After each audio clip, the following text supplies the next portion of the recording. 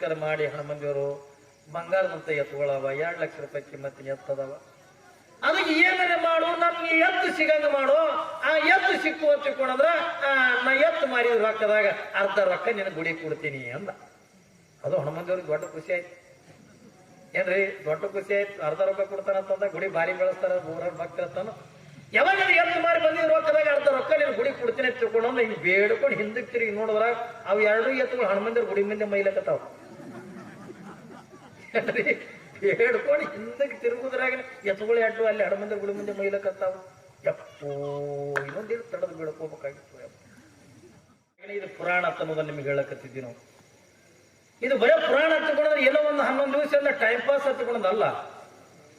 ಈ ಪುರಾಣ ಪ್ರವಚನದಿಂದ ನಾವು ಏನು ಕಾಣ್ತೀವಿ ಎತ್ತುಕೊಂಡು ಕೇಳಿದ್ರ ಪುರಾಣ ಪ್ರವಚನ ಅಂತಕ್ಕಂಥದ್ದು ಕನ್ನಡ. ಅದ್ರ ಮುಂದೆ ನೀವೆಲ್ಲರೂ ಕೂಡ ನಿಂತ್ಕೊಂಡ್ರಿ ಎತ್ತಿಕೊಂಡ್ರ ಹೌದಲ್ಲಪ್ಪ ನಾವು ಈ ಭೂಮಿಗೆ ಬಂದಿದ್ವಿ. ಎದ್ರ ಸಲುವಾಗಿ ಬಂದಿವಿ? ಪರಮಾತ್ಮ ನಿನ್ನ ಧ್ಯಾನ ಮಾಡ್ತೀನಿ, ನಿನ್ನ ಆರಾಧನೆ ಮಾಡ್ತೀನಿ, ನಿನ್ನ ಪೂಜೆ ಪುನಸ್ಕಾರಾದಿಗಳನ್ನ ಮಾಡಿ ಸ್ವತಃ ನಾನು ಕೂಡ ದೇವರಾಗಿ ಕೊನೆಗೆ ನಿನ್ನ ಪಾದಕ್ಕೆ ಬರ್ತೀನಿ.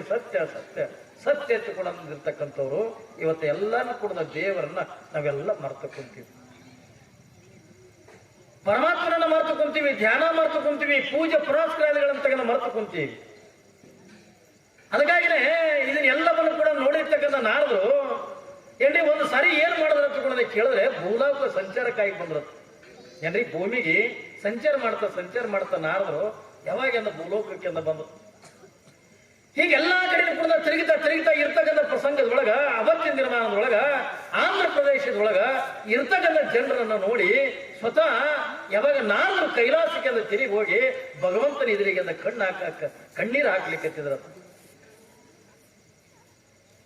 ಸ್ವತಃ ನಾರದರು ದೇವ ಋಷಿ ನಾರದರು ಇಡೀ ಭೂಲೋಕವನ್ನು ಸಂಚಾರ ಮಾಡ್ತಾ ಇಲ್ಲಿ ನಡೆದಿರ್ತಕ್ಕಂಥ ಕ್ರಿಯೆಗಳನ್ನ ನೋಡಿ ಮಾನವನಿಂದ ಭಗವಂತನ ಧ್ಯಾನ, ಪರಮಾತ್ಮನ ಆರಾಧನೆ, ಈ ಪೂಜೆ ಪುನಸ್ಕಾರಗಳನ್ನ ಬಿಟ್ಟು ಎಲ್ಲಿ ನೋಡ್ತಾರೆ ಅಂತ ಬರೀ ಅನ್ಯಾಯ, ಅತ್ಯಾಚಾರಗಳು, ಅಧರ್ಮದಿಂದ ಕೂಡಿರ್ತಕ್ಕಂಥ ಜನತೆಯನ್ನ ನೋಡಿ ಸ್ವತಃ ನಾರದ ಮುನಿಗಳು ಭಗವಂತನೆದುರಿಗೆ ಕಣ್ಣೀರು ಹಾಕಿದ್ರಂತೆ. ಪರಮಾತ್ಮನೆದುರಿಗೆ ಹೋಗಿ ಒಂದು ಸವನದ ಕಣ್ಣೀರು ಹಾಕ್ಲಿಕ್ಕತ್ತಾರೆ.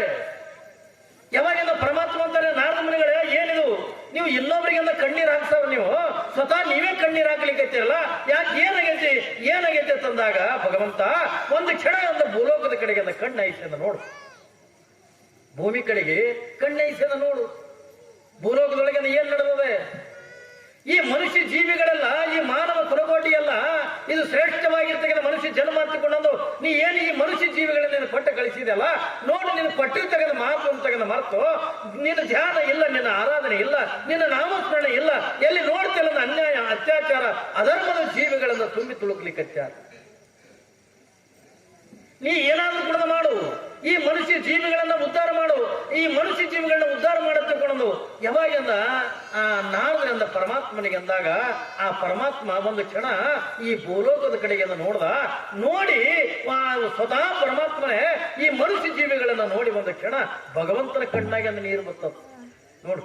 ನಾವು ಮಾಡತಕ್ಕಂಥ ಆಟ, ನಾವು ಮಾಡತಕ್ಕಂಥ ಪಾಠ, ಇದು ಎಲ್ಲವನ್ನು ಕೂಡ ನೋಡಿರ್ತಕ್ಕಂಥ ಆ ಪರಮಾತ್ಮನ ಕಣ್ಣಾಗಿ ನೀರು ಬಂತು. ಯಾಕ ಇವ್ರು ಏನ್ ಮಾತು ಕೊಟ್ಟು ಹೋಗ್ಯಾರ? ಇವ್ರ ಜೀವನ ಅಂದ್ರೆ ಹೆಂಗ್ ಕಳಿಲಿಕ್ಕೆ ಹಚ್ಚಾರ? ಯಾರಿಗಾಗಿ ಜೀವನ ಕಳಿಲಿಕ್ಕತ್ತಾರ? ಎದುರು ಸಲುವಾಗಿ ಜೀವನ ಕಳಿಲಿಕ್ಕತ್ತಾರಲ್ಲ, ಇದ್ರ ಎಲ್ಲವನ್ನು ಕೂಡ ಪರಮಾತ್ಮ ನೋಡಿ ಸ್ವತಃ ಭಗವಂತನ ಕಣ್ಣೀರ್ ಹಾಕ್ಲಿಕ್ಕತ್ತ, ಸ್ವತಃ ಪರಮಾತ್ಮ ಕಣ್ಣೀರ್ ಹಾಕ್ಲಿಕ್ಕತ್ತ. ಯಾವಾಗ ಕಣ್ಣೀರ್ ಹಾಕ್ತಾ ಇರುವಂತ ಪ್ರಸಂಗದೊಳಗ ಸ್ವತಃ ಭಗವಂತನೇ ಅಂತಾನೆ ಹೌದಲ್ಲ, ಮನುಷ್ಯ ಜೀವಿಗಳೆಲ್ಲ ಕೆಟ್ಟು ಹೋಗ್ಬಿಟ್ಟಾರೆ. ಮನುಷ್ಯ ಜೀವಿಗಳನ್ನ ಎಲ್ಲಿ ನೋಡ್ತಿಲ್ಲ ಅನ್ಯಾಯ, ಅತ್ಯಾಚಾರ, ಅಧರ್ಮದ ಜೀವಿಗಳನ್ನ ಜೀವನ ಕಳಿಲಿಕ್ಕತ್ತವಲ್ಲ, ಇದು ಯಾರು ಕೂಡ ನನ್ನ ಧ್ಯಾನ ಮಾಡಲ್ರು, ಯಾರು ನನ್ನ ನಾಮಸ್ಮರಣೆ ಮಾಡಲ್ರು, ಹಾಗಾದ್ರೆ ಏನ್ ಮಾಡೋಕೆ ಈಗ ತಿಳ್ಕೊಂಡು ಯಾವಾಗ ಬ್ರಹ್ಮನಿಗೆ ಅಂತಾರ, ಹೇ ಬ್ರಹ್ಮದೇವ ನೋಡು ಅಲ್ಲಿರ್ತಕ್ಕಂಥ ಬ್ರಹ್ಮನಿಗೆ ಅಂತಾರ. ಬ್ರಹ್ಮ ಒಂದ್ ಕಡೆ ಕುಂತಾನೆ, ವಿಷ್ಣು ಒಂದ್ ಕಡೆಗೆ ಕುಂತಾನೆ, ಸ್ವತಃ ಪರಮಾತ್ಮನೇ ಒಂದ್ ಕಡೆಗೆ ಕುಂತಾನ, ಪಕ್ಕದೊಳಗೆ ಪಾರ್ವತಿ ಕುಂತಾಳೆ. ಹೀಗೆಲ್ಲ ಕುತ್ಕೊಂಡಿರ್ತಕ್ಕಂಥ ಪ್ರಸಂಗದೊಳಗ ಎಲ್ಲರ ಸಮ್ಮುಖದೊಳಗನೆ ಯಾವಾಗಿಂದ ನಾರದರಿಂದ ಕಣ್ಣೀರ್ ಹಾಕಿದ್ರಲ್ಲ, ಆ ನಾರದ್ರ ಕಣ್ಣೀರ್ ಹಾಕಿದ್ದಾನೆ ನೋಡಿ ಪರಮಾತ್ಮ ಅಂತಾನ, ಹೇ ಬ್ರಹ್ಮದೇವ ನೀವೊಂದು ಕೆಲಸ ಮಾಡು, ಏನು ನೀನು ಭೂಲೋಕಕ್ಕೆ ಹೋಗಿ ಈ ಮನುಷ್ಯ ಜೀವಿಗಳನ್ನ ಉದ್ಧಾರ ಮಾಡಿ ಬಾ ತಿಳ್ಕೊಂಡಾಗ ಸ್ವತಃ ಬ್ರಹ್ಮದೇವ ಅಂತಾನ ಪರಮಾತ್ಮ, ಕೈಲಾಸದೊಳಗೆ ಏನ್ರಿ ಕೆಲಸ ಇದ್ರಿ ಹೇಳು ಮಾಡ್ತೇನೆ, ಭೂಮಿಗೆ ನನ್ನ ಕಳಿಸ್ಬೇಡ. ಯಾಕ ಈ ದೇವ್ರುಗಳಿಗೆ ಮೋಸ ಮಾಡೋ ಮನುಷ್ಯರ ಅನ್ನ ಏನ್ರಿ? ಈ ದೇವ್ರುಗಳಿಗೆ ಮೋಸ ಮಾಡ್ತಕ್ಕಂಥ ಮನುಷ್ಯರದಾರ. ಎಷ್ಟೋ ಜನ ಕೇಳಿರಿ ನೀವು, ದೇವ್ರುಗಳ ಕಳು ಮಾಡ್ಕೊಂಡು ಹೊಂಟಾವ. ಏನ್ರಿ? ಇವ್ರಿಗೆ ದೇವ್ರ ಮೇಲೆ ಅಭಿಮಾನ ಇಲ್ಲ, ದೇವ್ರ ಮೇಲೆ ಭಕ್ತಿ ಇಲ್ಲ, ನಂಬಿಕೆ ಇಲ್ಲ, ವಿಶ್ವಾಸ ಇಲ್ಲ.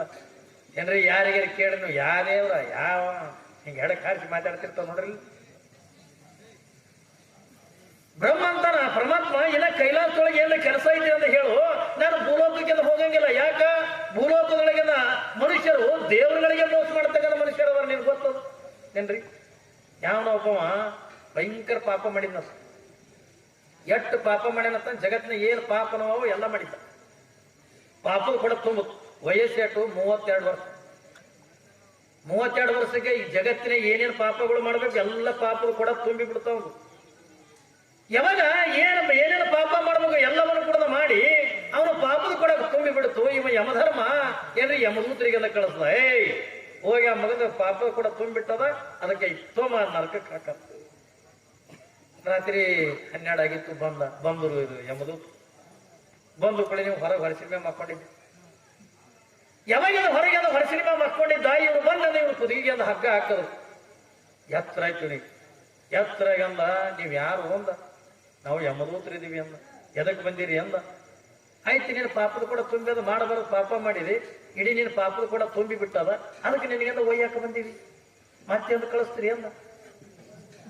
ಏನ್ರಿ? ಯಮದೂತರಿಗೆ ಅಂತಾನ ಮತ್ತೆ ಅಂದ ಕಳಿಸ್ತೀರಿ ಅಂದ. ಮಗನ ನೀನು ಕಳಿಸೋದಲ್ಲ ಏನ್ರಿ? ಹಿಂಗೆ ಕುದಿಯ ಎಣ್ಣೆ ಕುದಿಸ್ತೀವಿ ನೀನು, ಹಿಂಗೆ ಸೂಜಿ ಮಣೆ ಅಂತ ತೆಗಿತೀವಿ ನೀನು ಏನ್ರಿ? ಹಿಂಗೆ ಕಬ್ಕೊಂಡು ರಾಡ್ ಕಾಸ್ತಂದ ನೀನು ಹೊಟ್ಟೆ ಆಗುತ್ತೆ. ಅವ ಅಂದ, ಬಿಟ್ಟೆಲ್ಲ ಮಾಡ್ತೀರಿ ಅಂದ. ಹೌದು, ನರಕ ತಂದ್ರೆ ಅದಕ್ಕೆ ಅಂತಾರ, ನರಕದ ನಿನಗೆ ಹಾಕ್ತೀವಿ ನಿನಗೆ ನರಕ.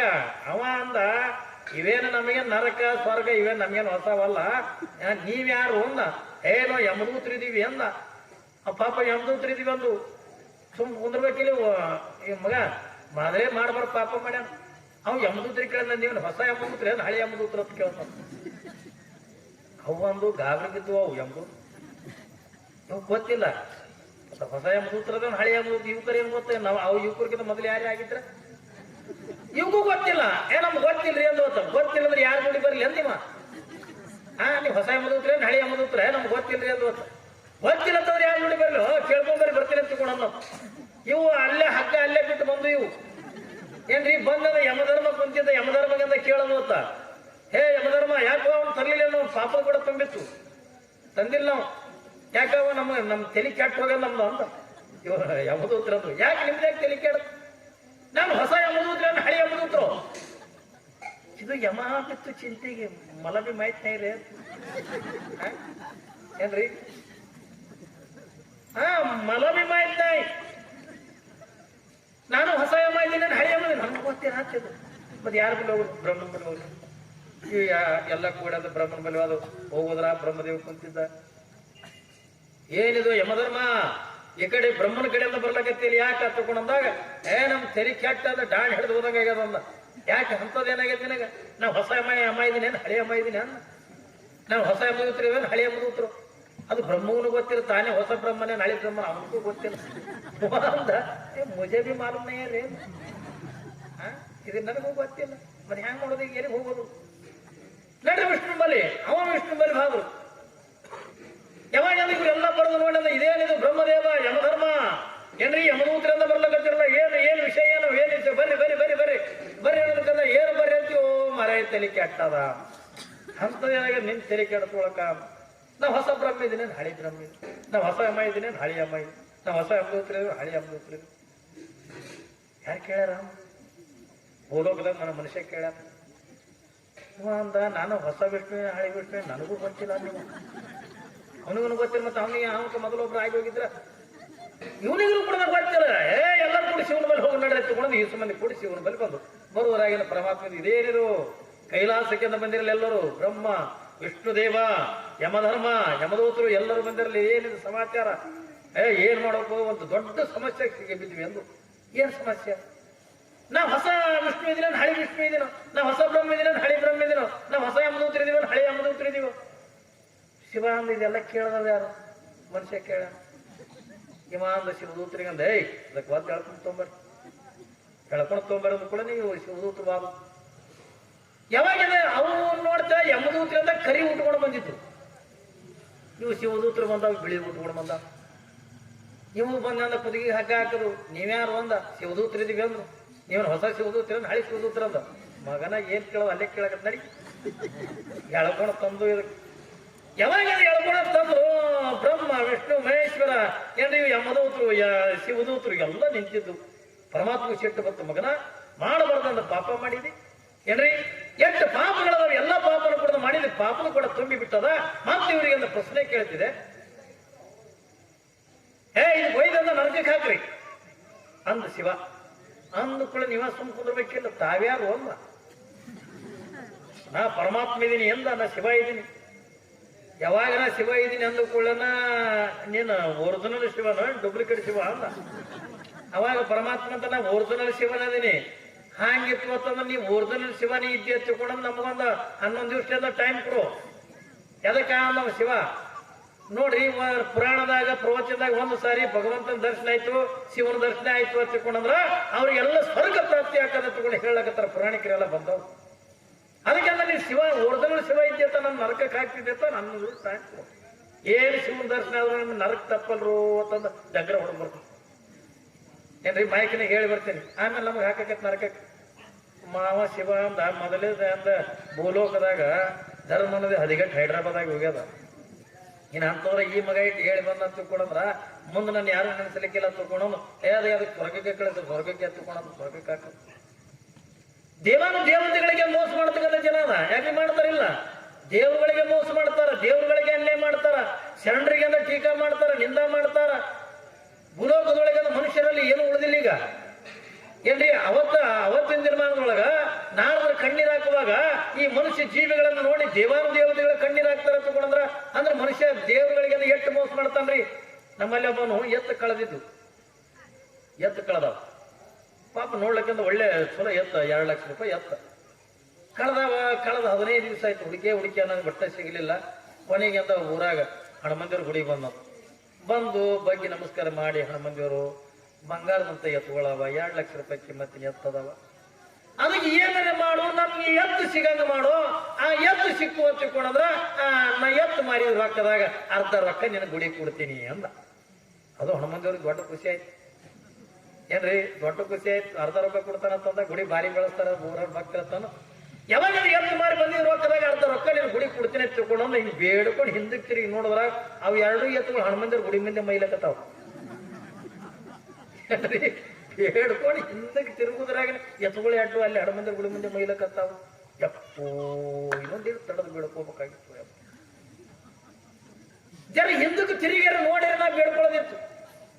ಈಗ ಎತ್ತು ಮಾರಿ ಬಂದಿದ್ರು ರೊಕ್ಕದಾಗ ಅರ್ಧ ರೊಕ್ಕ ಕೊಡ್ತೀನಿ ಅಂತ ಬೇಡ್ಕೊಂಡೆ, ತಪ್ಪಾಯ್ತು ತಮ್ಮ. ಹ್ಯಾಂಗ ಮಾಡೋಕೆ ಬೇಡ್ಕೊಡೋದ್ರೆ ಬೇಡ್ಕೊಳಿ. ಯಾವಾಗ ಹ್ಯಾಂಗ್ ಮಾಡ್ಲಿ ತಿಳ್ಕೊಳ್ಳೋದು, ಇವ ಎತ್ತುಗಳು ಮಾರ್ಬೇಕಾಯ್ತು. ಎತ್ತು ಮಾರಿ ಬಂದಿದ್ರು ರೊಕ್ಕದಾಗಲ್ಲ ಅರ್ಧ ರೊಕ್ಕ ಗುಡಿ ಕೊಡ್ಬೇಕು ಹನುಮಂದಿಯವ್ರಿಗೆ. ಹ್ಯಾಂಗ್ ಮಾಡ್ಲಿ ತಗೊಂಡು ಚಿಂತೆಗೆ ಬಿದ್ದು ಎತ್ತು ಮಾರ್ಲಕ್ ಹೋದ. ಸಂಗಟ ಒಂದು ಬೆಕ್ಕು ಒಯ್ದ ಏನ್ರಿ, ಸಂಗಟ ಒಂದು ಬೆಕ್ಕು ಒಯ್ದ. ಅದನ್ನು ಒಯ್ದು ಒಂದು ಗೂಟಕ್ಕೆ ಕಡ್ದ, ಎತ್ತುಗಳು ಒಯ್ದು ಒಂದು ಗೂಟಕ್ಕೆ ಕಡ್ದ. ಎಲ್ಲ ಮಂದಿ ಗಾಬರಿ ಏನ್ರಿ, ಕುರಿ ಮಾರೋದಕ್ಕೆ ಕೇಳಿವಿ, ಎತ್ತುಗಳು ಮಾರೋದಕ್ಕೆ ಕೇಳಿವಿ, ಏನ್ ಇನ್ನಿತ್ರ ಪ್ರಾಣಿಗಳ ಮಾರೋದಕ್ಕೆ ಕೇಳಿವಿ, ಬೆಕ್ಕು ಮಾರ್ಲಕ್ ಬಂದಿಯಲ್ಲಿ. ಇದು ಸಾಮಾನ್ಯವಾದ ಬೆಕ್ಕ ಅಲ್ಲ ಅಂದ. ಮತ್ತೆ ಎಂತ ಬೆಕ್ಕ ಅಂದ, ಇದು ಹೆಗ್ಗಣ ಹಿಡಿತದೆ ಹೆಗ್ಗಣ ಅಂತ. ಆ ಬೆಕ್ಕಿಗೆ ಒಂದು ಕಿವಿ ಇದ್ದಿದ್ದಿಲ್ಲ, ಬೆಕ್ಕಿಗೆ ಕಿವಿ ಹರಿದಿತ್ತು. ಅವ್ರು ಬಂದು ಗಿರೇಕೊಳ್ಳೇನಂದು ಮತ್ತೆ ಬೆಕ್ಕ ಹೆಗ್ಗಣ ಹಿಡಿತದ ಖರೆ, ಮತ್ತೆ ಅದಕ್ಕೆ ಕಿವಿನೇ ಹರಿದು ಹೋಗ್ಯದಲ್ಲ ಅಂದು. ಆದ್ರೆ ಕಿವಿ ಇಲಿ ತಿಂದವ್ರಿ ಅಂತ ಏನ್ರಿ, ಇದ್ರ ಕಿವಿನೇ ಇಲಿ ತಿಂದಾಗಿದ್ದು ಹೆಗ್ಗಣ ಹಿಡಿತದ. ಯಾವಾಗ ಆಯ್ತು ಬಿಡಬಹುದು, ಹೆಗ್ಗಣ ಕೆಡಲಕ್ಕೆ ಏನೇ ಕೆಡಲಕ್ಕ ಎತ್ತುಗಳು ಏನ್ ಹೇಳ್ತೀರಿ. ಇಲ್ರಿ, ಯಾರು ಬೆಕ್ಕು ತೋತಾರ ಅವ್ರಿಗೆ ಎತ್ತು ಕೊಡೋದು. ಬೆಕ್ಕಿಗೆ ಎತ್ತುಗಳಿಗೆ ಸಂಬಂಧ ಏನೊಂದು ಅದು ಏನಕ್ಕಿರ್ಲಕ್ಕ, ನಮ್ಮ ಸಂಬಂಧ ನಮಗಲ್ಲ ಏನ್ರಿ. ಯಾರು ಬೆಕ್ಕು ತಗೋತಾರಲ್ಲ ಅವರಿಗೆ ಎತ್ತು ಕೊಡ್ತೀವಿ. ಆಯ್ತಪ್ಪ, ಮತ್ತೆ ಬೆಕ್ಕಿನ ರೇಟ್ ಏನು, ಎತ್ತಿನ ರೇಟ್ ಏನು? ಬೆಕ್ಕಿಗೆ 2 ಲಕ್ಷ ರೂಪಾಯಿ, ಎತ್ತುಗಳಿಗೆ 20 ರೂಪಾಯಿ. ನೋಡು ಸರಿಯಾಗಿ ನೋಡು. ಅಲ್ಲೋ ಎಲ್ಲಿ ಬೇಕು, ಇದಕ್ಕೆ 2 ಲಕ್ಷ ರೂಪಾಯಿ, ಎತ್ತುಗಳಿಗೆಲ್ಲ 20 ರೂಪಾಯಿ ನಿಂತಿದೆ, ಎತ್ತುಗಳಿಗೆ 2 ಲಕ್ಷ ರೂಪಾಯಿ ಹೇಳು. ಹಂಗೆ ಹೇಳಲ್ಲ ನಾವು. ಬೆಕ್ಕಿಗೆ 2 ಲಕ್ಷ ಏನ್ರಿ, ಎತ್ತುಗಳಿಗೆಲ್ಲ 20 ರೂಪಾಯಿ. ಇವ್ರಂದ್ರು ಯಾವ್ದಕ್ಕಾರೆ ಹೇಳಲಕ್ ಬಿಡು, ಎತ್ತುಗಳು ನೋಡ್ತೀವಿ ಭಾರಿ ಅವ ಆಯ್ತು ತಿಳ್ಕೊಂಡು ಆಯ್ತಪ್ಪ ನೀನು 2 ಲಕ್ಷ ರೂಪಾಯಿ ನಾವು ಎತ್ತು ಇವತ್ತೊಂದು 2 ಲಕ್ಷ ರೂಪಾಯಿ ಏನ್ರಿ ಬೆಕ್ಕಿ ಕೊಟ್ಟು 20 ರೂಪಾಯಿ ಎತ್ತಿ ಕೊಟ್ಟು ಏನ್ರಿ ಎತ್ತು ಮಾರ್ದ ಬೆಕ್ಕು ಮಾರ್ದ ಬಂದ ಹನುಮಂದಿರ ಗುಡಿಗೆ ಹನುಮಂದಿರನ ಏನ್ ಬೇಡ್ಕೊಂಡಿದ್ದೆ ಎತ್ತು ಮಾರಿ ಬಂದಿದ್ರು ರೊಕ್ಕದಾಗ ಅರ್ಧ ರೊಕ್ಕ ನಿನ್ನ ಗುಡಿಗೆ ಕೊಡ್ತೀನಿ ಅಂತ ಹೇಳಿ ಬೇಡ್ಕೊಂಡಿಲ್ಲ. ಈಗ 20 ರೂಪಾಯಿ ಎತ್ತು ಮಾರಿ ಅದ 10 ರೂಪಾಯಿ ನಿನ್ನ ಗುಡಿಗೆ 10 ರೂಪಾಯಿ ಮತ್ತೆ ಕೆಸ ಹಾಕೊಂಡು ಹೋಗ್ಬಿಟ್ಟ. ಹ್ಯಾಂಗ ಮಾಡ್ತಾರಿ ಇಂಥವ್ರ ದೇವ್ರಗಳಿಗೆ ಮೋಸ ಮಾಡ್ತಾರಿಲ್ಲ. ಇದು ಹೆಣ್ಮಕ್ಳು ಮಾಡೋದು ಬಾಳ. ನಮ್ಮ ಹೊರಗೆ ಹೋಗ್ಬೇಕು ಹನುಮಂದಿರಿಗೆ ಬೇಡ್ಕೊಂಡಿದ್ದ, ಅಯ್ಯ ಹನುಮಂದಿರ ನನಗೊಂದು ಗಂಡಸ ಮಗನ ಕೊಡು, ನೀನು ಬಂಗಾರ ಟೊಪ್ಪಿಗೆ ಹಾಕಿರಬೇಕು. ಅದು ಬಂಗಾರ ಟೊಪ್ಪಿಗೆ ಅಂದ್ ಕೂಡ ಹನುಮಂದಿರ ದೊಡ್ಡ ಖುಷಿ ಆಯ್ತು ಅಲ್ರಿ. ಹನುಮಂದಿರಿಗೆ ಅದೇ ಎಣ್ಣೆ ತಂದೆ ಬರಸ್ತಾವ, ಹೌದಿಲ್ಲ? ಬಂಗಾರ ಟೊಪ್ಪಿಗೆ ಹಾಕೋರಿ ಯಾರ್ರಿ? ನಿನ್ನ ತಲೆ ಮ್ಯಾಗ ಬಂಗಾರ ಟೊಪ್ಪಿಗೆ ಇಡ್ತೀನಿ, ಹನುಮಂದಿರು ಟೊಪ್ಪಿಗೆ ಹಾಕ್ತೀನಿ, ನನಗೆ ಮಕ್ಕಳು ಕೂಡ ಅನ್ಕೊಳ್ಳೋರು. ಪಾಪ 10 ವರ್ಷ ಗಂಡಸ ಮಗ ಹುಟ್ಟಿ ತಿಂಗಳಾಯ್ತು, 4 ತಿಂಗಳಾಯ್ತು, 5 ತಿಂಗಳಾಯ್ತು. ಆಕೆ ಅಂತಂದು ಬಂಗಾರಕ್ಕೆ ಟೊಪ್ಪಿಗೆ ಹಾಕ್ಲಕ್ ತಯಾರಿಲ್ಲ. ಸಿಟ್ಟು ಬಂದ್ಬಿಡ್ತು ಹನುಮಂದಿರಿಗೆ. ಸಿಟ್ಟು ಬಂದು ಈ ಕಡೆ ಮಾರಿ ಮಾಡಿದ್ದು ಆ ಕಡೆ ಮಾರಿ ಮಾಡಿ ಏನ್ರಿ? ಸಿಟ್ಟಿಗೆ ಬಂದು ಈ ಕಡೆ ಮಾರಿ ಮಾಡಿ ನಿಂತಿದ್ದು ಹನುಮಂದಿಯವ್ರು ಆ ಕಡೆ ಮಾರಿ ಮಾಡಿ ನಿಂತು. ಯಾವಾಗ ಏನ್ರಿ ಆ ಕಡೆ ಮಾರಿ ಮಾಡಿ ನಿಂತು ಕೊಳ್ಳೇನ ಇಲ್ಲಿ ಏನಾಗ್ಯದ, ಪೂಜಾರಿ ಅಂದ್ರೆ ಪೂಜೆ ಮಾಡ್ಲಕ್ ಬಂದಾನ. ಅವ ನೋಡೋಣ ಹನುಮಂದಿಯವ್ರ ಗುಡಿ ಮಾರಿ ಆ ಕಡೆ ಮಾರಿಬಿಡ್ತಾನ. ಯಾರು ಏನು ಬೇಡ್ಕೊಂಡ್ರಿ ಊರಾಗೆಲ್ಲ ಡಗ್ರ ಹೊಡು ಎಲ್ಲರಿಗೂ ಕೇಳಿದ್ರು, ನಾವೇನು ಇಲ್ಲ ನೀವೇನು ಇಲ್ಲ. ಈಕೆ ನೋಡಿ ಯವ್ವ ನಾನೇ ಬೇಡ್ಕೊಂಡಿದ್ದೆ ಹನುಮಂತರಿಗೆ, ಅದಕ್ಕೆ ಬಿಟ್ಟು ಆ ಕಡೆ ತಿರುಗಿ ನಿಂತ.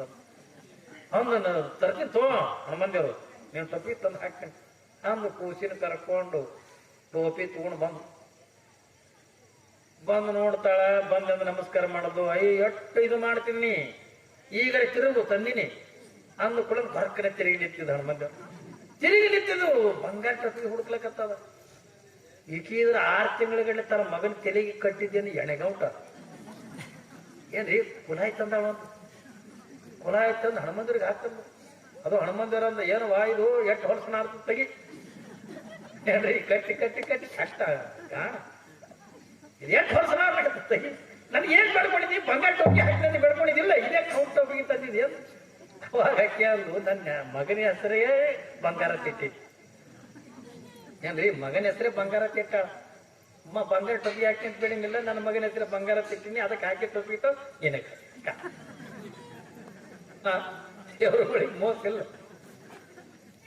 ದೇವರುಗಳಿಗೆ ಮೋಸ ಮಾಡ್ತಕ್ಕಂಥ ಜನ ಈ ಭೂಮಿ ಮೇಲೆ ತುಂಬಿ ತುಳುಕಲಕತ್ತಾಗ ಬ್ರಹ್ಮ ಅಂತಾನೆ, ಪರಮಾತ್ಮ ನಾ ಭೂಲೋಕಕ್ಕೆಂದು ಹೋಗಂಗಿಲ್ಲ. ವಿಷ್ಣುವಿಗೆ ಅಂತಾರ, ವಿಷ್ಣುನು ಕೂಡ ಹೋಗಂಗಿಲ್ಲ ಹಚ್ಚಿಕೊಂಡ. ಯಾವ ದೇವತೆಗಳು ಕೂಡ ಭೂಮಿಗೆ ಬರ್ಲಿಕ್ಕೆ ಅಂದ್ರೆ ತಯಾರಿಲ್ಲ. ಕೊನೆಗೆಲ್ಲ ಪರಮಾತ್ಮ ಅಂತಾನೆ. ಪರಮಾತ್ಮ ಚಿಂತೆ ಮಾಡಕತ್ತ. ಅವಾಗಿಂದ ಪಾರ್ವತಿ ಅಂತಾಳೆ, ಪರಮಾತ್ಮ ಯಾಕೆ ಚಿಂತೆ ಮಾಡಕತ್ತೀವಿ? ನಾ ಹೋಗ್ತೀನಿ ಭೂಲೋಕಕ್ಕೆ. ನಾನಿಂದ ಭೂಲೋಕಕ್ಕೆಲ್ಲ ಹೋಗಿ ದೇವರಂದ್ರೇನು, ಭಕ್ತಿ ಅಂದ್ರೇನು, ಶ್ರದ್ಧೆ ಅಂದ್ರೇನು, ನಿನ್ನಲ್ಲಿ ಏನು ತಾಕತ್ ಐತಿ ಅಂತ ಅನ್ನೋದನ್ನ ಈ ಜಗತ್ತಿನ ಜನತೆಗೆ ತೋರಿಸಿ ನಾ ಬರ್ತೀನಿ ಅಂತ ತಿಳ್ಕೊಂಡು ಯಾರು ಒಪ್ಪಗೋತಾರ ತಿಳ್ಕೊಂಡ ಕೇಳಿದ್ರ ಯಾವ ಪರಮಾತ್ಮನ ಅರ್ಧಾಂಗಿನಿ ಆಗಿರ್ತಕ್ಕಂಥ ಪಾರ್ವತಿ ಭೂಲೋಕಕ್ಕೆಂದ ಬರಕ್ಕೆಂದು ಒಪ್ಕೊಳ್ಳಿಕತ್ತ. ನೋಡು ಪಾರ್ವತಿ, ಹಿಂಚಿಂತವರಿಗೆಲ್ಲ ದೇವರುಗಳಿಗೆ ಮೋಸ ಮಾಡ್ತಕ್ಕಂಥ ಜೀವಿಗಳದಾವೆ, ನೀನು ಹೆಂಗೆಂದ ಬದುಕು ಮಾಡ್ತೀನಿ ತಿಳ್ಕೊಂಡಾಗ ನಾನು ಏನಿಲ್ಲ, ನಾನು ಬದುಕು ಮಾಡ್ತೀನಿ. ಎಲ್ಲಿ ನಿನ್ನ ಧ್ಯಾನ ಅಂದ್ರೇನು, ನಿನ್ನ ನಾಮಸ್ಮರಣೆ ಅಂದ್ರೇನು, ನೀನ್ ಯಾಕೋ, ನಿನ್ನ ಹಂಗೆ ಯಾಕೋ, ನಿನ್ನ ನಾಮದ ಬಲ ಹೊಂದಿದ್ದರೆ ಸಾಕು. ಪರಮಾತ್ಮನ ಬಳಿ ಬರೇ ಅವನು ಬರೇ ನಾಮಸ್ಮರಣೆ ಒಳಗನೆ ಇಟ್ಟು ತಾಕತ್ ಐತಿ ಅಂತ ಅನ್ನೋದನ್ನ ಜಗತ್ತಿನ ತೋರಿಸಿ ಬರ್ತೀನಿ. ನಾನೇ ಹೋಗ್ತೀನಿ ಖುದ್ದಾಗಿ ಭೂಲೋಕಕ್ಕೆ ತಿಳ್ಕೊಂಡು. ಯಾವಾಗಿಂದ ಪಾರ್ವತಿ ತಯಾರಲ್ಲ. ನಾನು ಯಾವ ತಾಯಿ ತಂದೆ ತಾಯಿಗಳ ಗರ್ಭದೊಳಗೆ ಜನ್ಮ ತಾಳಿ ಪರಮಾತ್ಮನಿಗೆ ಕೇಳಕತ್ತಾಳೆ ಪಾರ್ವತಿ.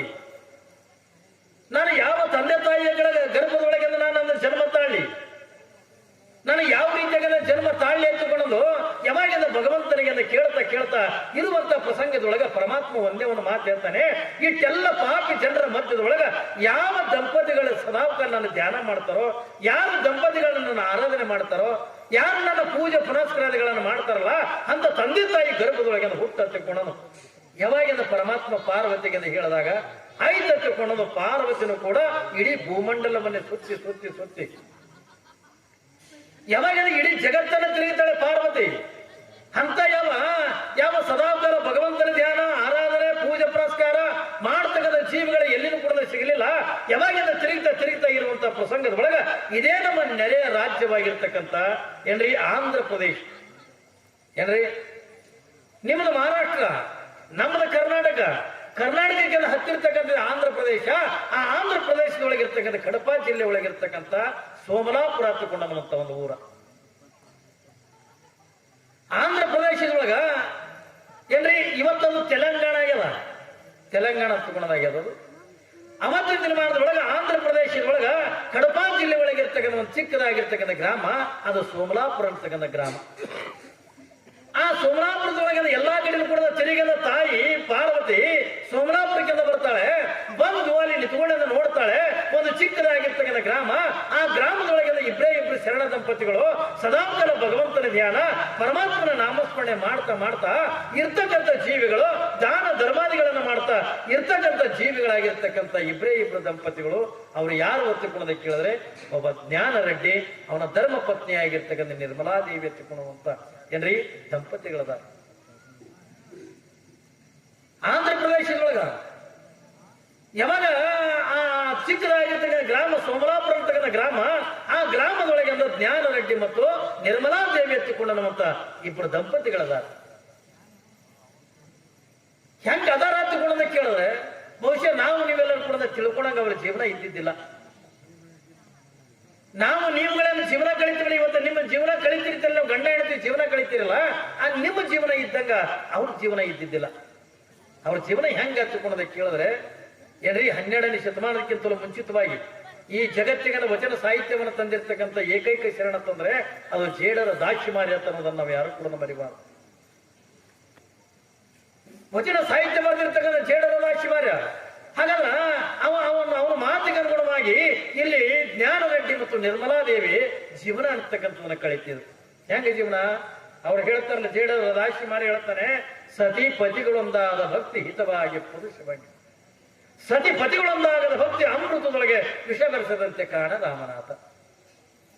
ನೋಡಿ ಜೇಡರ ದಾಕ್ಷಿಮಾರ್ಯರು ಎಷ್ಟು ಕಿಮ್ಮತ್ತಿನ ಮಾತು ಹೇಳ್ತಾರೆ ತಗೊಂಡು ಕೇಳಿದ್ರೆ, ದಾಂಪತ್ಯದ ಜೀವನ ತಿಳ್ಕೊಂಡ್ರೆ ಹೆಂಗಿರ್ಬೇಕು ಅಂತ ಅನ್ನೋದಕ್ಕೆ.